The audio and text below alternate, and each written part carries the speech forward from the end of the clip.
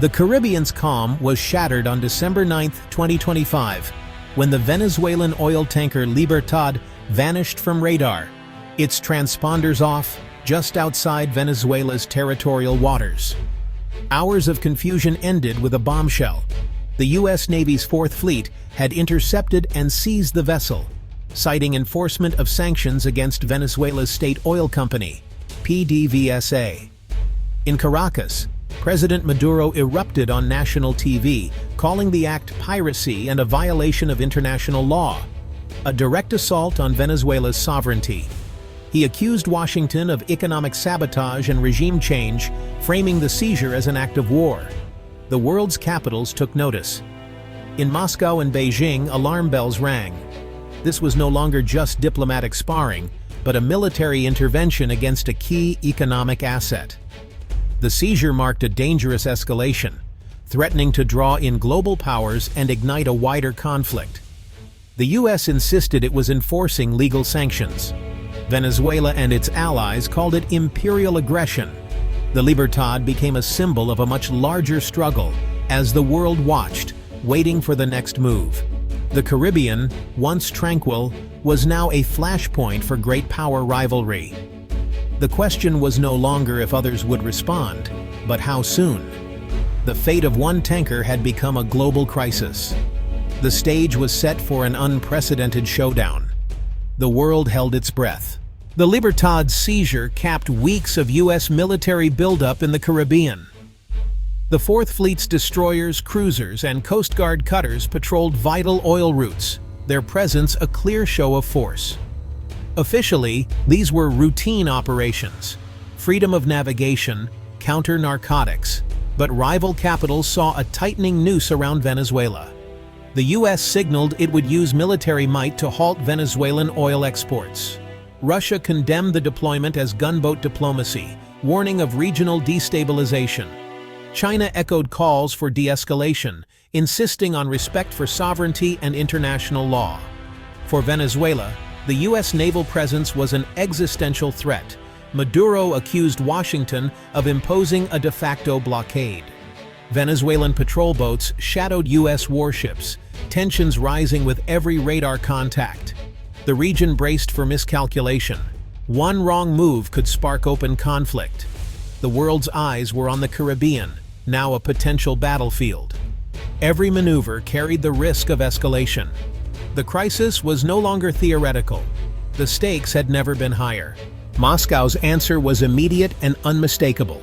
Within 48 hours, Russia dispatched a powerful naval group, including a missile cruiser and a nuclear submarine, to the Caribbean for joint drills with Venezuela.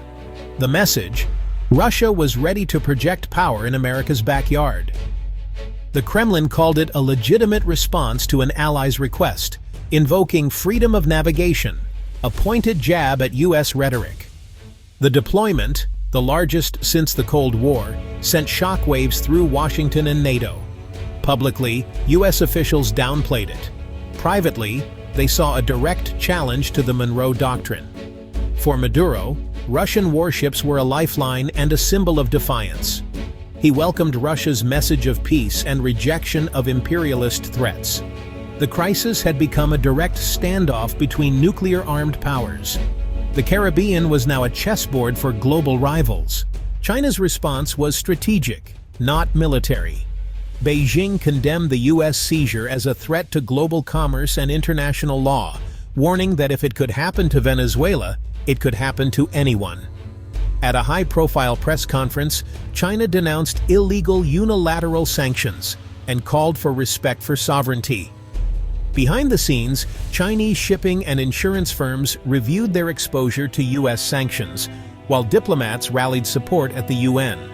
China's goal: isolate the U.S. diplomatically, not confront it militarily. By championing sovereignty and non-interference, China positioned itself as a defender of developing nations. The crisis became a showcase for China's vision of a multipolar world. Beijing contrasted its emphasis on trade and development with what it called American aggression. The Venezuelan standoff was a perfect opportunity to advance this narrative. As Russian warships arrived, Putin and Maduro spoke by phone, reaffirming their alliance. The Kremlin summary made clear Russia's support for Venezuela was absolute. Putin condemned U.S. actions and pledged deeper military, energy, and financial cooperation. Maduro trumpeted the call on social media, assuring Venezuelans they were not alone. The public display projected strength and unity, warning Washington that escalation would be seen as a threat to Russian interests. The crisis was now a proxy confrontation between the U.S. and Russia. The stakes had risen dramatically. The world's attention was fixed on the Caribbean. Two irreconcilable narratives defined the crisis. The U.S. framed its actions as law enforcement, seizing stolen assets from a corrupt regime, upholding justice, and supporting the Venezuelan people. Sanctions, Washington argued, were a moral imperative to cut off Maduro's resources and pressure for change. The Libertad's seizure was, in this view, a necessary step in a global campaign against criminal enterprise. Venezuela and its allies countered with a narrative of sovereignty and anti-imperialism. At the UN, Venezuela's ambassador declared, "This is not about democracy, it's about oil. The U.S. wants to control our resources." They called sanctions economic warfare, and the tanker's seizure piracy. Russia and China amplified this message, framing the conflict as superpower bullying. They accused the U.S. of violating the UN Charter and international law. For much of the developing world, the issue was self-determination, nations' right to control their own destiny. The core question: law enforcement or imperial aggression? The world was divided, the battle lines were drawn. The Caribbean crisis revealed a new global order. The unipolar era was over. Russia and China's swift response signaled a multipolar world. The Libertad's seizure forced this reality into the open. Competing blocs emerged: the U.S. and its allies versus a Russia-China alignment advocating sovereignty and non-interference. Venezuela and other sanctioned states gravitated toward this new bloc. Proxy struggles, not direct wars, would define future conflicts. The Caribbean became a stage for great power rivalry. Diplomacy grew more complex, consensus harder to reach. Economic and technological fragmentation accelerated. The oil showdown was a glimpse of a divided future. The crisis sent shockwaves through the global economy. Oil prices surged over 10% as markets feared disruption and wider conflict. Insurance costs for Caribbean shipping soared, raising prices for goods worldwide. Shipping companies rerouted vessels, causing delays and inflation. The standoff exposed the fragility of global supply chains. Russia and China accelerated efforts to build alternative financial systems, bypassing U.S. sanctions. Venezuela relied on these new structures to survive. The world began diversifying trade routes and partners. U.S. sanctions, meant to isolate, risked fueling a parallel global economy. The economic weapon was proving double-edged. The Russia-Venezuela strategic partnership was more than rhetoric. Built over 2 decades, it was a pragmatic alliance against U.S. pressure. Russia viewed threats to Maduro as threats to its own interests. Military ties ran deep arms sales, joint drills, and Russian advisors on the ground. Economically, Russia helped Venezuela bypass sanctions, market oil, and secure loans.